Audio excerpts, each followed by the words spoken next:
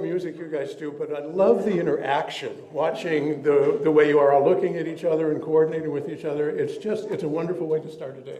So thank you for what you're doing. Good morning, everybody. Good morning. My name's Scott. I'll be your guest for the next few minutes. Excuse me. This is, for those of you who are new, this is how we work. We pick a random stranger, they come up here and they stand behind the lectern and they talk. I will be your host for the next few minutes, and happy Father's Day to those who have fathers, and happy Father's Day to those who are fathers. So we start our service off every week with an acknowledgement of the land on which we are located. The Eureka Center for Spiritual Living acknowledges that the land on which we gather is the ancestral territory of the Wiyot peoples. This territory extends to the communities through most of Humboldt County, and we honor the Wiyot peoples here today. And we will now begin with an upbeat, fun song led by Donna.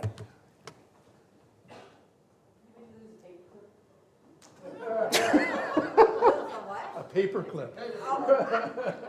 Shiny.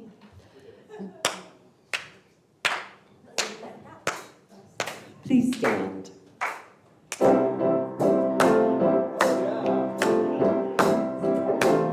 I'm stepping out into a world of possibility.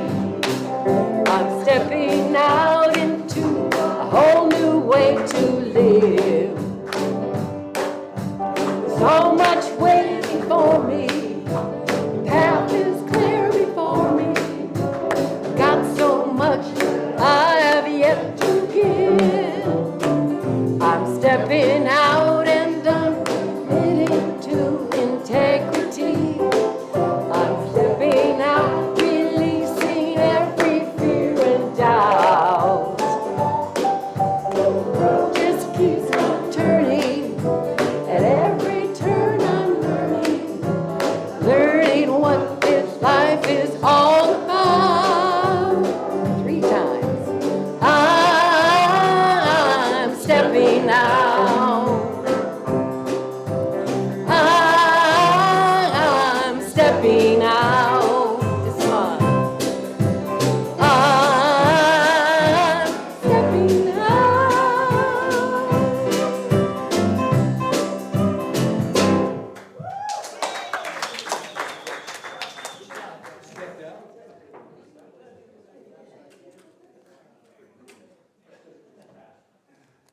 There we go. We're going to do our introduction to each other. So the way this works, and welcome to people on... It's just- I am going back. It's going forward, though.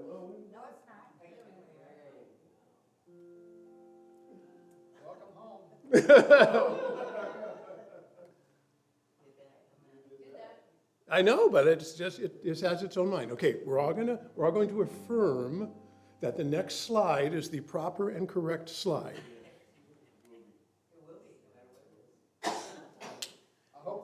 Ah, yay! See, now, for those of you who are new to our philosophy, this is how it works. It's a little awkward, a little bumpy, but it gets you where it needs to go. So here we are. What we're going to do is we're going to say the top half of this slide together, and then for the bottom half, again, I like to get people to meet each other, and especially since 90% of the room is on this side, I would like you to go up to somebody who you normally don't say hi to, or somebody you normally say hi to, and just say hi. I'm glad you're here. Just introduce yourself, whatever it might be. Just be friendly for a couple of minutes, and then we'll gather back in our seats. So together we say, we are a welcoming community where the vibration of love lifts us, the wisdom of the ages inspires us, and the science of mind teaching empowers us. And if you can, rise, meet somebody else, especially somebody who's new, welcome them and say, we're glad you're here.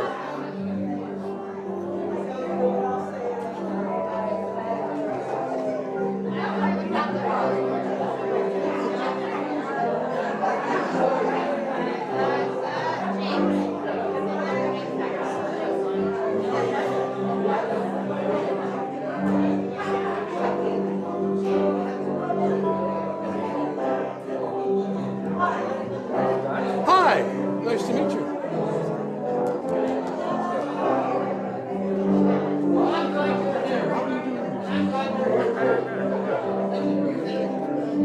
Happy Father's Day. I'm glad you're here making it. Now I was having fun.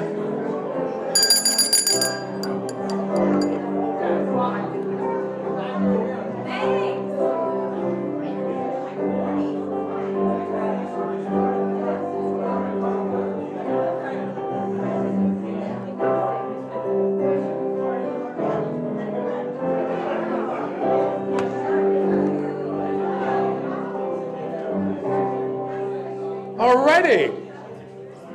Now that everybody has been properly welcomed and warm and fuzzy, and a reminder of a happy Father's Day. This week is actually, in addition to being, what happened? Uh-oh. There you go again. I know, look at me. I'm messing up everything. In addition to this being Father's Day, the other day, June 12th, was 31 years since my wife and I met here. We went out to, I remember Jackson was with us that day. We went, Karen Hill was with us. Anyway, a group of us went out to Pacific Clipper after the service, which was a little restaurant that used to be located in the little airport. And that was how I met my wife. Unfortunately, I think she was actually with Jackson, and I didn't know that. But Jackson and I think have come a long way. Thank you, Jackson, for your willingness to give up Marianne for me. So I think they were just getting to know each so far. Right. The time is not over. For our entertainment after the service, Jackson and I will mud wrestle in the parking lot. But what? Also, 11 years since this church voted to have me as their minister. Really, 11 years since it's wonderful. But Marianne and I were talking this morning. She goes, "What do you want to do for Father's Day?" And I said, "I don't know." She goes, "Well, let's go out." We have a little tradition on Sundays. We go out to Subway. Yes, we're big party people, and we always order the same thing. It's a number 20. Should anybody want to get it? So she said, "Let's do something different." And I said, "Okay, what do you want to do?" She goes, "Let's go get pizza at Mod Pizza." And I said, "Okay, well, that's different. No, I want you to know, Mod Pizza is where we go on Saturdays." So our big shaking up of our relationship after 31 years is we're going to go to our Saturday restaurant on a Sunday. We really know how to get some variety in our lives. So, all right. Anyway, let's move forward. The big event coming up this week, and it's huge, is the Twice Nice sale. That will be this coming Friday and Saturday. We need a lot of volunteers. Usually I'm volunteering all the time. I've just been working a lot, but I will be there this week at some point. We have the Twice Nice sale. It is our biggest event of the year, as you can see. And the schedule for this Saturday, as you saw, there's a lot of stuff in the other room. That tain't nothing compared to what's going to be out by the time this comes up on Friday. So we need people today to help move the chairs and set up tables. That's here and in the other room. Monday through Thursday from 10 to 5, there have been some very dedicated worker bees who have been here pricing and arranging. We need more worker bees. Yes, a big thank you to them. And then we have the actual day of the event. This is what is going to go on. So if you can volunteer, even if it's only for an hour, a half hour, whatever you can provide, please volunteer. Do we still need to do the sign-up sheet or just show up? Just show up. Angelica, did you want to say anything else? Is Rose here yet? No, it's not 10:20.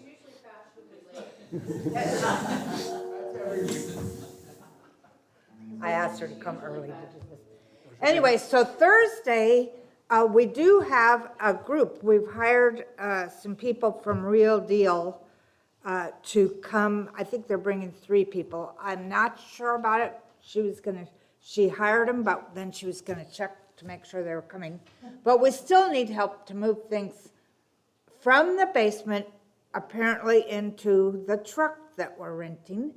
And then Friday morning, we need to unload that truck and set up the parking lot. That's where are gonna really need the help. Yeah.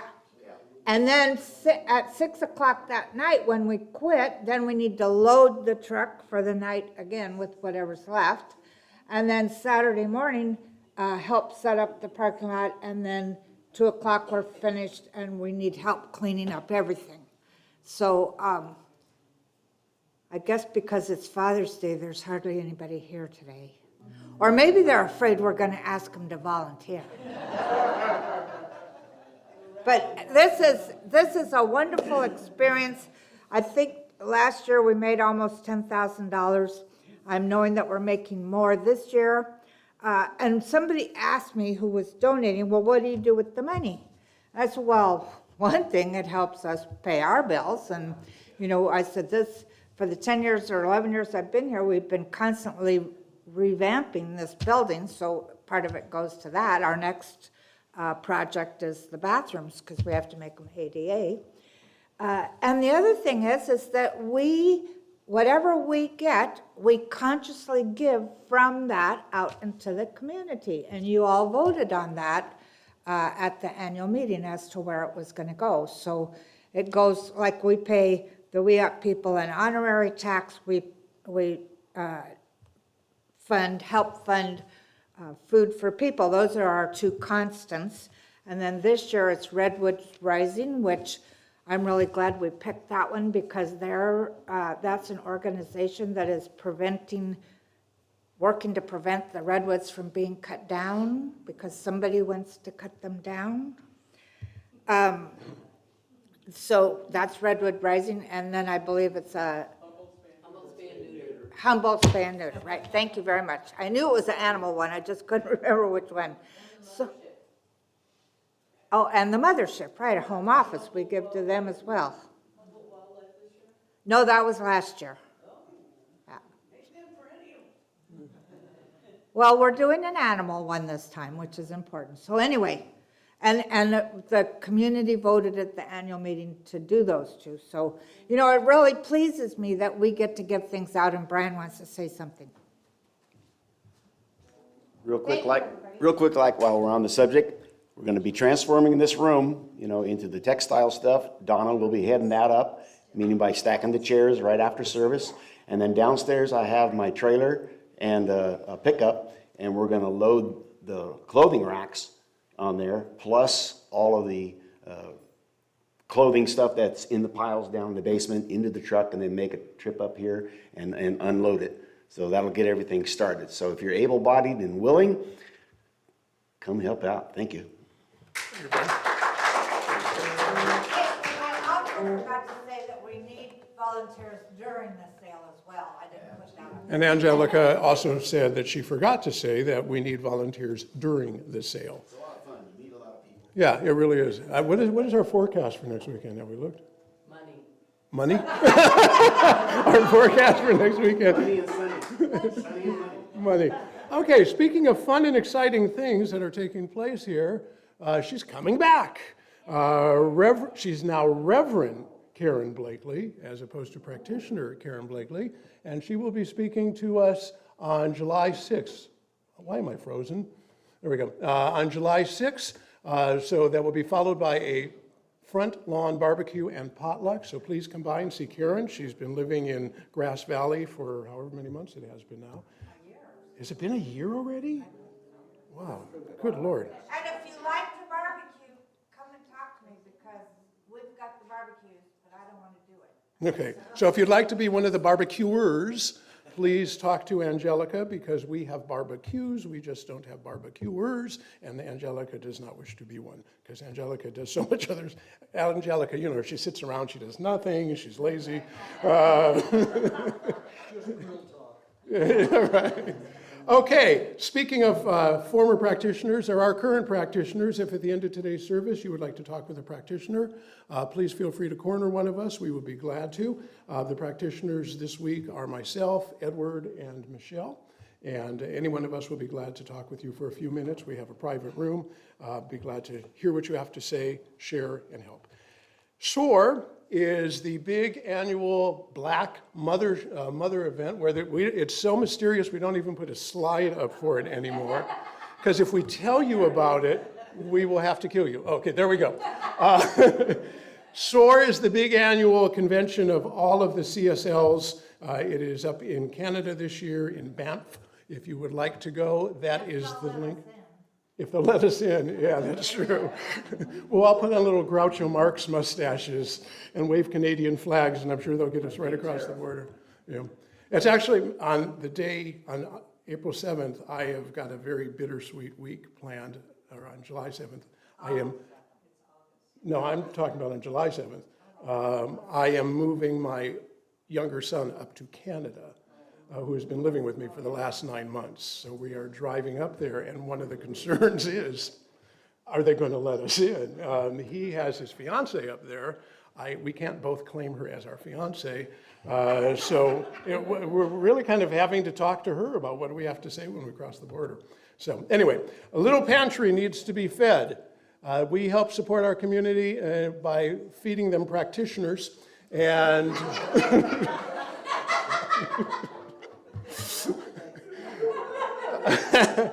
we're having technical issues. There would be a slide that talked about the little pantry. There it is. I'm sure it's being found. Please donate food to the little pantry. And our theme for the month is traveling light. Thank you for the compliment about the graphic that I designed last week.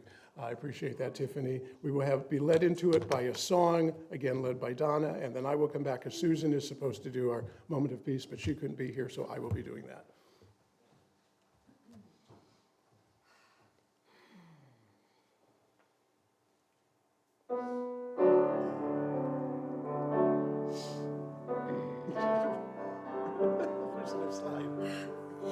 Into my heart, into my heart, come into my heart, sweet Spirit,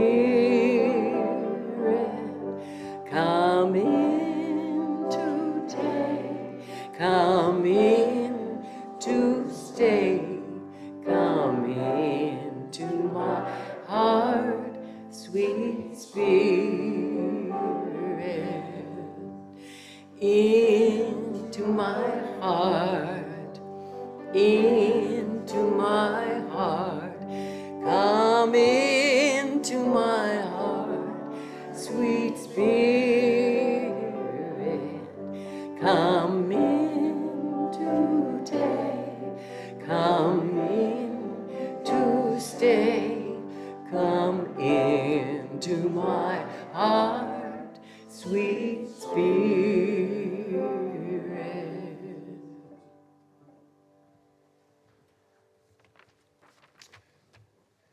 At this point in the service, what we do is called the moment of peace, contemplative meditation, where I, or whoever the practitioner is going to read something. We'll have a moment of silence, and then Jackson will play some music. I will bring us out with an affirmative prayer, which we call a treatment, and then Jackson will play some more music, and then we will introduce Angelica.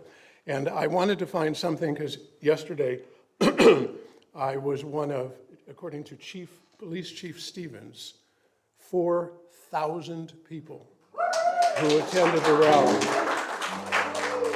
4,000 is the largest rally we have had in as long as people can remember. And what I wanted to share is, aside from the fact that obviously everybody knows my politics, but aside from the fact that I got to feel part of, as did a lot of us, part of a group of peaceful protesters, if you will, the message from the stage when they got started was, this is peaceful.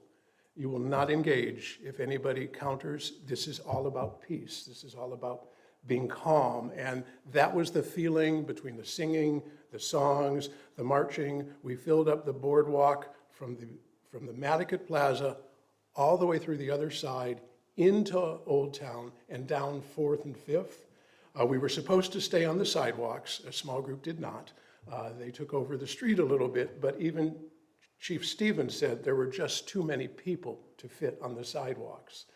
And many of us, myself included, I do a lot of work with the police academy, thank the police who were just supportive and kind and made sure everybody was safe. It was a wonderful experience, but what brought me to this was, as we were marching quietly with peace and joy, it was one of the most spiritual experiences I can remember.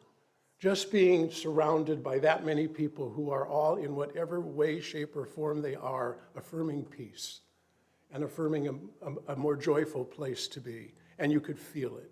So with that in mind, in practitioner training, one of the books we had to read was called hello, Angelica, help, Stained Glass. I wrote it down and I forgot to bring it with me. It's by Tracy Brown. Anyway, Tracy Brown was the president of the mothership. She's also a speaker, and she wrote a book about being active within the spiritual community. Not being active within the spiritual community, but spiritual communities being active. And I wanted to take something from that, so I've got a couple paragraphs. When did we forget that God does things for us by working through us? If those of us who have deep spiritual awareness refuse to be used as agents of transformation, then the opportunity to awaken humanity is left in the hands and hearts of those with limited belief in the power of love, joy, peace, harmony, and wholeness to reveal itself as the true nature of life. Since we know change is always happening, that means whatever transformation occurs will then reflect their deepest beliefs and will expand the fear, anger, revenge, hatred, distrust, and violence we already have. We can put our heads in the sand like an ostrich and pretend hatred and disrespect are not happening because we refuse to look at it. We can put our thumbs in our ears, wiggle our fingers, close our eyes, and sing, "I can't hear you," but that doesn't mean the very loud noise of hatred, violence, protests, and politics isn't happening. The foundational beliefs of New Thought in general and science of mind specifically call us to apply spiritual principles in all aspects of life. And actually, many of us do that in most parts of our lives, but for some reason, we get triggered with politics and other highly charged topics and run away from our responsibility to show up as examples of spirituality grounded light right in the middle of what appears to be darkness. You are being called to be a part of the healing. I am being called to be a part of the healing. We all are being called to step up and live in ways that represent and expand love. The demonstration of oneness occurs when we treat the many the same way the one treats each individual.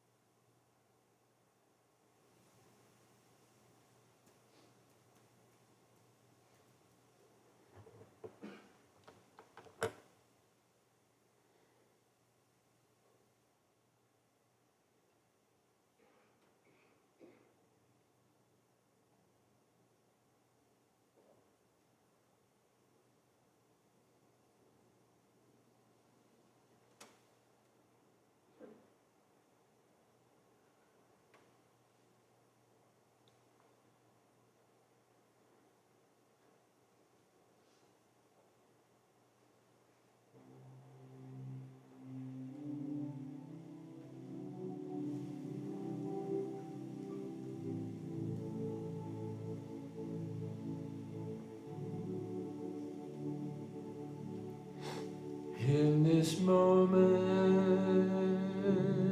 in this place,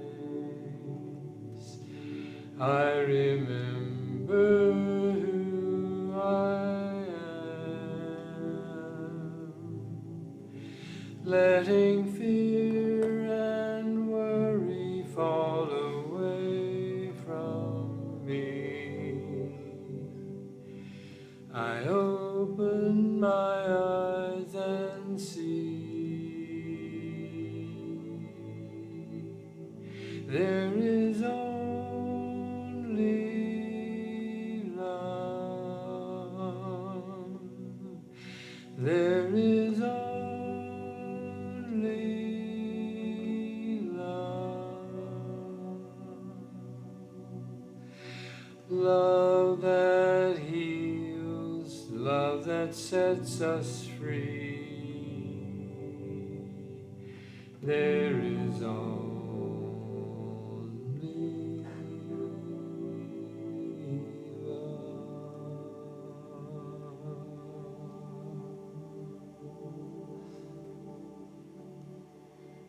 I am grateful for understanding and being aware of the fact that there is only one. We are indivisible, not only as a people, but as energy. There is no separation between what I call me and what you call you. We are all one energy, combined in one eternal force that creates, that grows, that expands, that supports, and that loves each of us as an individual representation of it. And knowing that there is no separation, I look at each person I see as a reflection of myself. I know that each of us are walking the same path, just in different lanes. I know that we are all moving in the same direction, and we are all helping each other along the way.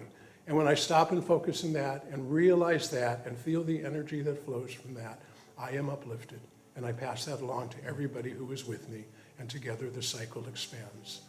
And I enter these words into the universal law of mind, knowing that they have already been happening, and all I am doing is putting word to them and reflecting what is already out there.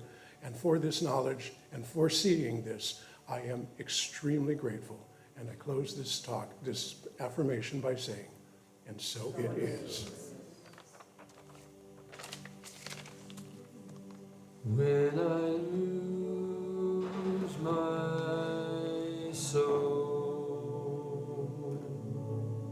when it seems I've lost my way, when I go inside and quiet my mind, I can hear Spirit gently say, there is only love. There is only love. It's love that heals, love that sets us free. There is only love.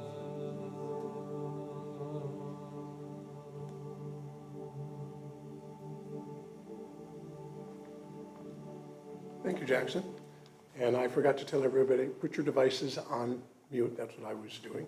Next up, Reverend Angelica will give us her message, and then we will hear more from Jackson.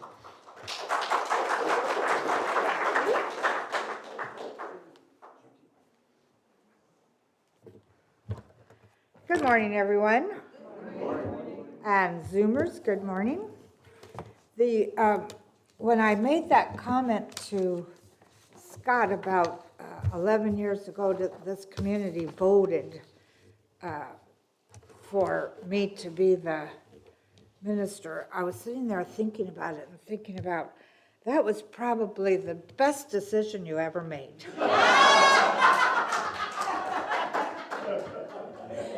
It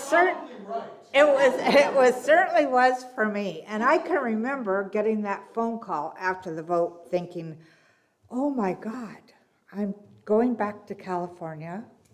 I'm in a brand new situation. You know, the group was really good. Eureka felt like home. It was really, I know it's going to be a really good experience. And then I had to figure out, okay, I'm driving across the country with 2 cats. So I had to find hotels or motels that would take cats. And do you know you just can't do a cat like you do a dog? You put a leash on them and you take them out to the grass so they can do their business. They won't. They want the cat box in the motel room. So I was just sitting here recalling all of that. That was fun. Anyway, today's Father's Day, and we're celebrating Father's Day, and so I honor all of us and our fathers, and I honor the people in particular that really embody that sacred masculine, the ones who have shown up in our life, whether they were our fathers or not, with strength, with steadiness, with presence, either quietly or in the body, in our lives. And so I also want to acknowledge the spiritual idea behind families, behind holidays, etc., including the event that happened yesterday with the 4,000 people. I know that people in Centers for Spiritual Living all across our country were joining in walks in their towns as well, because I read a lot about it online. And, you know, when I thought about it, I thought, well, Father's Day and No King's Day are two different stories, but they're really not. They're about presence. And I want to talk to you today about presence with a capital P. So presence, to me, is a sacred kind of strength, a really spiritual kind of strength. It doesn't try to crush anything or destroy anything, but it holds things up, it listens, it protects, and it stands firm in the truth. And so when I thought about the idea of, calling this time yesterday, No Kings, which also apparently, according to Facebook, was when George Washington started the militia way back when the country started, right? But this idea of no kings is something that's really woven into our consciousness, the race or the collective consciousness. Our country was founded on the idea of getting away from a king, rulers, and being self-ruled, or we got away from the idea of tyranny and into an affirmation of shared power. We wanted to do it together. So this idea of no kings meant to me, we don't belong to any one person. We're not ruled, we're led by principles and by values and by vision. And when I thought about that, then I thought, well, this is what we're doing every Sunday morning. We're learning, and we're gathering in community to be led by principle and by values and by vision. And we really are about reclaiming our own authority, that divine authority that lives in each one of us, that presence of the divine.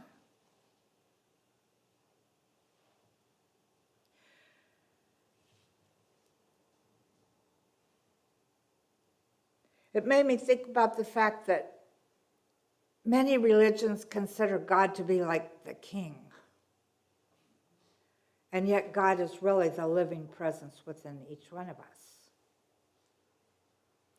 I tried to explain that to somebody the other day, that there is no God up there on a cloud like I thought there was when I was in Catholic school. In fact, I remember getting to stand in the corner one time in class because I asked the nuns, well, why didn't the astronauts see God or see heaven when they were up there? So Dr. Holmes writes somewhere in the textbook, the power within you is the same power that created the universe. It's a divine presence. It's immediate, available, and all-knowing. So what makes us strong then is not how many people we command, but how deeply we are rooted in presence, in spirit, in principle, and in love. And so just for a moment, I want you to close your eyes and think about someone in your life, maybe your father, who made you feel safe simply by being there. Someone who showed up and stayed close and kept listening. Somebody who you felt held you up. What I know is that presence is love, and that presence doesn't need a crown. It wears humility, a divine humility, and it stands behind you or beside you, with you all the time.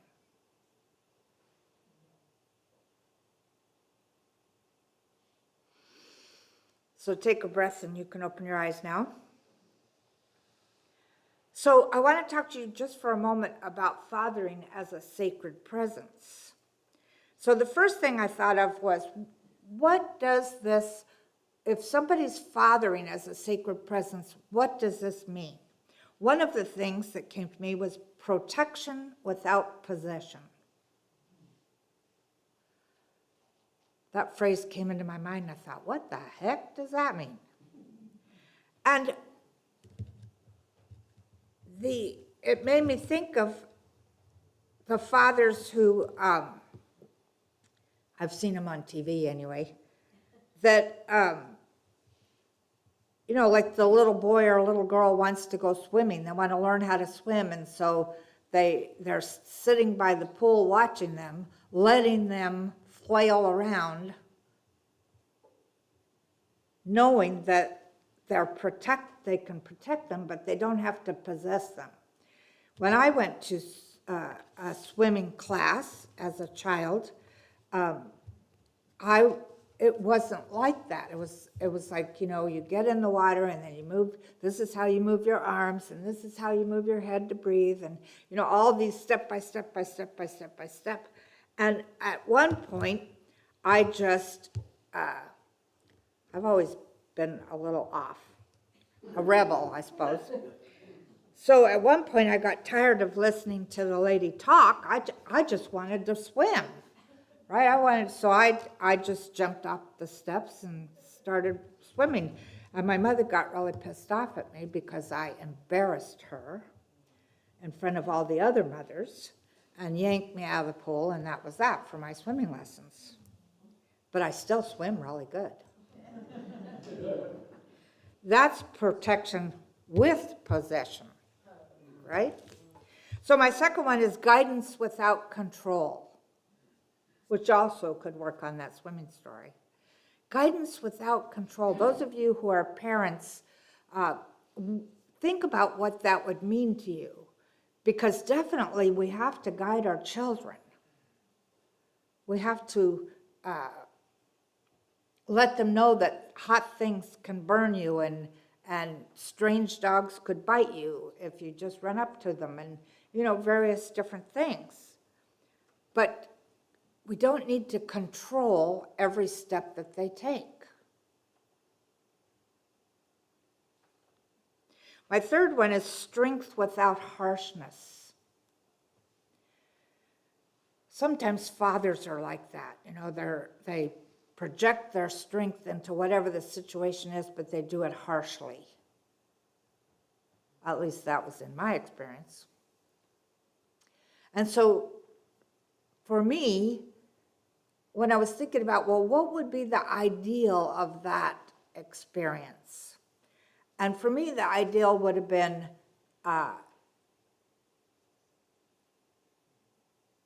to help me through whatever I was going through, but not in an angry way, in a gentle way, in a loving way. And my last one is presence without pretense. It's really interesting, the universe just gives me these phrases, and then I have to figure out what they say, right? What they mean. And presence without pretense, to me, is being real. For us, or for the fathers in our life, or for the fathers we might be raising, to be real, to be totally present in the moment, but to be real, not think that you have to be a certain way. Most of us were taught, especially women, were taught that they had to be a certain way to be appropriate. And now I think maybe the generation that's mothering and fathering now doesn't feel that as much as it might have when we were raised. Talking about generations, I went to the first music thing, Thursday night music thing, and I'm sitting there. I was too tired to get up and dance from doing all this kind of stuff, but I'm looking at everybody there and I'm thinking, oh my God, we're getting old. It's like, don't tell anybody, right? I'm going, where's all the young people? You'd think the younger people would be out here dancing, but maybe because it was a Fleetwood Mac cover band, I don't know. But it's just like, oh my God, I'm getting old. Anyway, so if we think about these ideas about and this energy of fathering, I think we need this kind of energy in our world, in our homes, and in our leadership, and of course, in ourselves. This idea of presence, sacred presence. And then when I was thinking of sacred masculine presence, what I thought of was grounded compassion. And that to me is the quiet strength that says, I'm here, I've got you, I'm not going anywhere.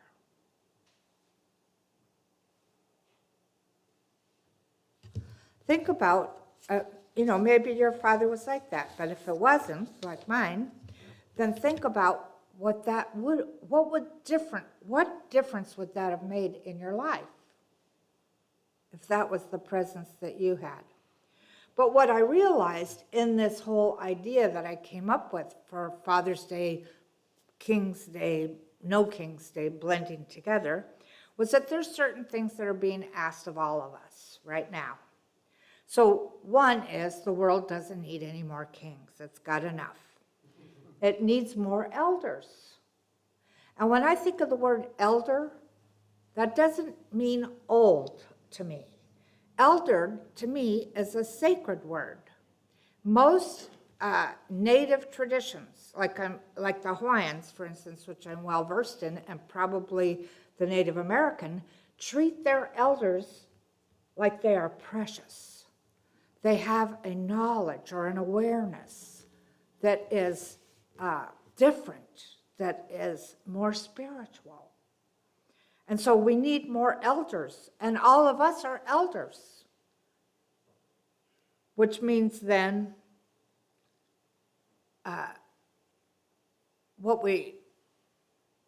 we have to start really paying attention to what we're thinking and talking about. One of the things that I will say about myself is I realize that I have to stop being angry at what's going on in the world. It doesn't mean that I stop doing things toward the betterment of our world, but if I'm putting out angry energy, then I'm adding to what is already there. So I need to look at the whole thing once again, and I've said this a bunch of times now, that I need to look at it as something amazing is coming out of this. I don't know what it is, but something amazing is coming out of this. So we're being asked to walk in love. And somebody asked me last week, well, how do I love somebody I disagree with so totally? I don't know. I'm working on it. But what I know is that the universe is asking us to realize more of this sacred presence. It's asking us to show up not with anger or fear, but with spiritual maturity. And spiritual maturity listens. Spiritual maturity stands for truth, even when it's hard. Spiritual maturity allows us to show up knowing that we're not here to bow down to false authority, but to rise up in divine authority.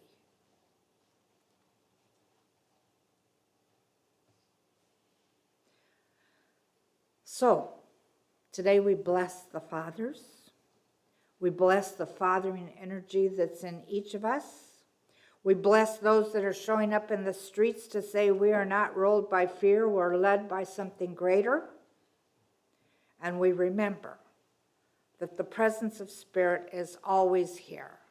It's in us, it's expressing as us.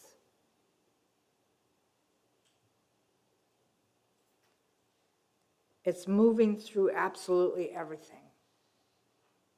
And I think remembering that idea, that all there is divine presence, and it's done unto us as we believe, which is the core of our teaching, that gives us something to stand on. That gives me it gives all of us something to work on as well. Because when I'm seeing something on television or hearing the news and starting to feel myself tighten up inside and, want to scream at the television, that's not living in presence. Well, the truth is, it is living in presence because you can't get away from it. It's living in, through, and as you, whether you're angry or you're not. But anger energy, if we're going to look at it from a quantum perspective, energy is what is so important. Energy that's being created in this one place is allowing somebody to pick up a gun and go from house to house to shoot people and have a long list of Democrats that they're going to shoot. That anger energy is promoting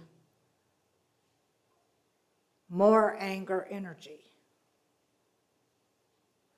So when I have to keep telling myself this every day, probably many times a day.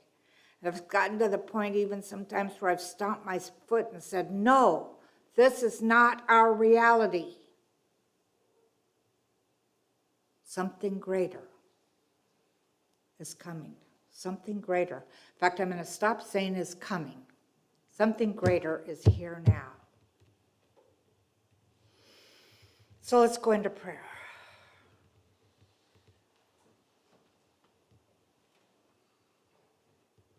I recognize that there is only the one divine presence. And this presence is moving in, through, and as us all the time. In honor of Father's Day, I declare that this presence is moving through our memories of our fathers or through our actual living fathers, through the fathers that we know of because of our children or our neighbors and friends. It's moving through the masculine, the divine masculine. And so I celebrate them this Father's Day. And I also allow myself, and I speak in the first person for each of us to make it easier to embody. I also allow myself to know that I am a divine presence in this world. And so I allow my energy to be one of love, to be one of kindness, to be one of compassion. And I celebrate that. How grateful I am for absolutely everyone in my life and everyone around me. How grateful I am for this spiritual community. How grateful I am for remembering the truth of my being. The truth is, I am a unique, individualized expression of this one divine presence. So I remember this week that the presence is important. It is life itself. It is love. It is everything that I desire it to be. And so I watch. I set aside a part of my mind to be the guardian of the gate, so to speak, that reminds me gently and easily and lovingly when I'm straying off this path of knowing the truth of who I am and who everyone is. And I let go and let God be God. And I'm grateful, so grateful for absolutely everything. And so it is. One of the things I thought of while I was doing that treatment, I had the flash of that picture of the National Guard in Los Angeles laying on floors, and they were sent there without food, without any preparation, whatever. And I thought, you know what, if I lived down there, I would have got a bunch of people together and said, let's take them a meal or two, or take some blankets or whatever, regardless of whether I wanted them there or not. So let's live compassionately this week. Our music this morning is by Jackson. Yay!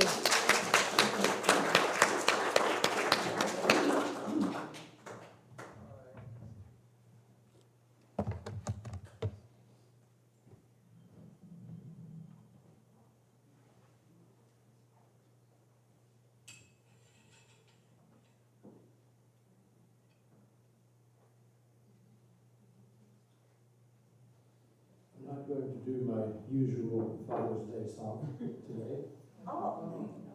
Which is called My Dad.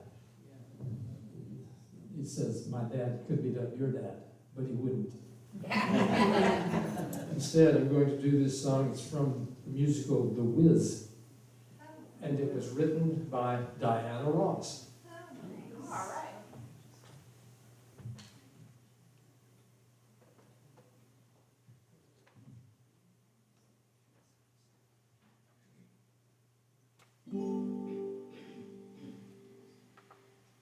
I'm going to start over.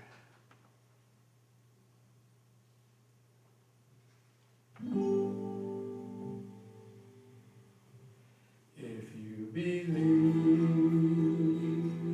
within your heart, you'll know that no one can change the path that you must go. Believe what you feel and know you're right, because the time will come around when you'll say it's yours. Believe there's a reason to be. Believe you can make time stand still. And know from the moment you start, if you believe, I know you will. Believe in yourself right from the start. You'll have brains, you'll have a heart. You'll have courage to last your whole life through. If you believe in yourself, if you believe in yourself,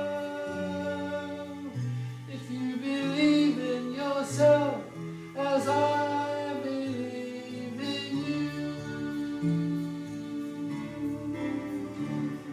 Believe that you can go home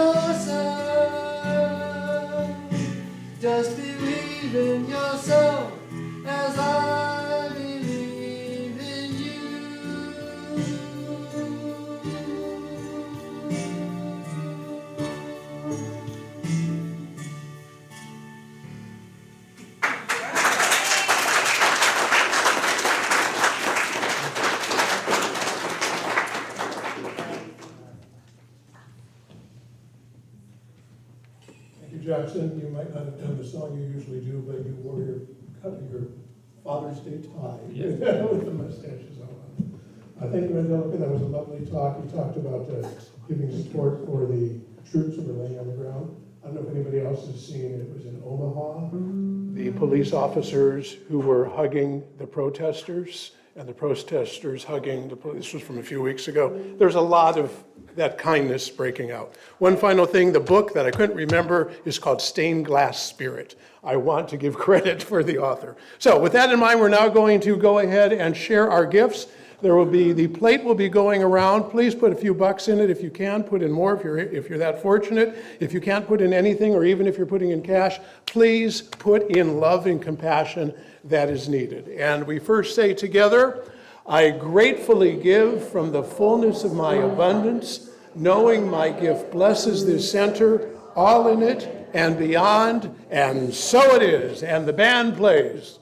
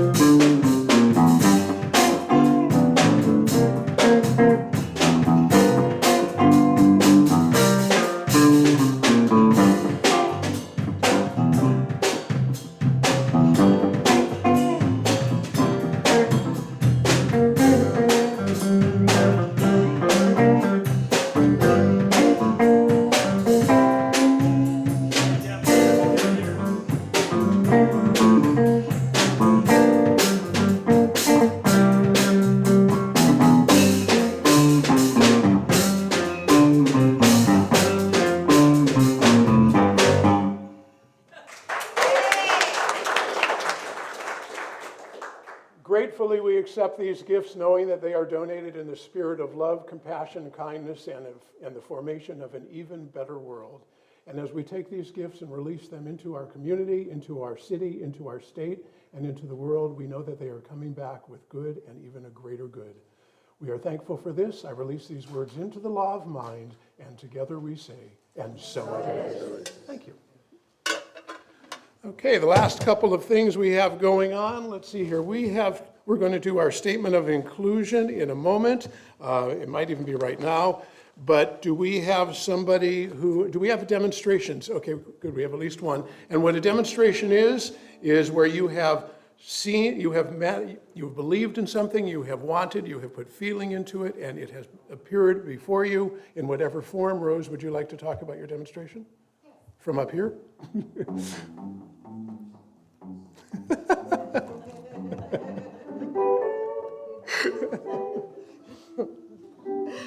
Good morning. So this is a quick one. It's funny. Okay, so we're having our Twice Nice sale, and there was this huge rug downstairs that Angelica kept bugging me. Try it at your house. Try it at your house. No, the colors aren't right. No, they're right. So last Sunday, she was telling me again, just try it. So I went off, did chores, thought about it, and decided, okay, I'll try it. Came back here, everybody's gone. So I'm wrestling this huge rug into my car. I couldn't get it past the middle seat, so it's sticking out the middle window. I'm driving home to Scotia, going 40 miles an hour on the freeway, going right around Rio Del. A sheriff's car comes on, immediately comes after me. And this is about demonstrating it is how you believe it is. I was so grateful and so happy he pulled me over, because my only thought was, thank God, someone to help me. And so he pulls me over, I pull over, and there's two of them. And I rolled down my passenger window, and he starts to go, nah, and I went, oh, thank you. Thank you. Will you help me? Will you guys help me with this rug? And they stand back, and they talk amongst themselves for a minute. And then they tell me to pull to this bigger turnout. And then the two of them take the rug and get it in my car, and at the same time congratulating me on getting it that far. They're like, you got it this far? and put it in. And they were so surprised by their own good actions that when I stuck out my hand and said, thank you so much for your kindness, the guy actually blinked and went, and then put his hand out to me. And I thought, I expected the best of you, and you gave me the best of you.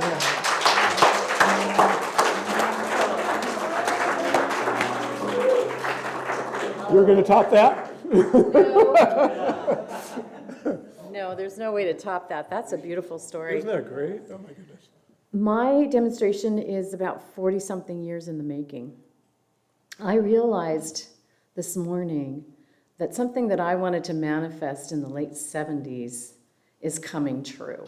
I learned about ecology. I learned about resources that were limited. I wanted solar panels in the 70s, which was outrageous because it's so expensive, you know. But I look around me now, and I have solar panels. I have friends that have solar panels. I charge my electric car with solar panels. You come into the parking lot here, and so many cars are electric powered or hybrids. So I just, this morning was like, oh, I need to do a demonstration because this dream is really coming true.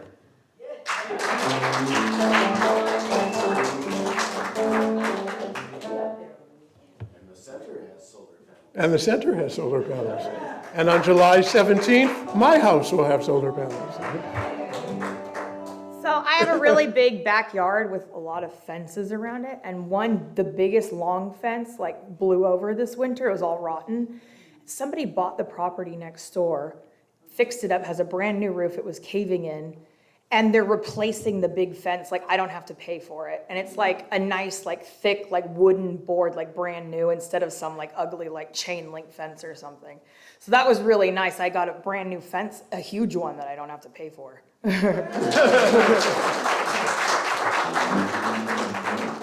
It's there if you look for it. I wanted to also thank, if you like the talk, or if you like to go back and relive our talks, or just the general feeling that we have here, we are on YouTube, and I don't thank them enough. I don't think we thank them enough, Marvin and Ari, who just toil back there to make this all happen. And thank you for doing that. A lot of the in-house sound that goes out to YouTube. Excuse me? A lot of the in-house sound that goes out through YouTube, the Yeah. magic in this room, Yeah. that goes there is due to Anna. And Anna, yes, thank you for mentioning that. Yeah.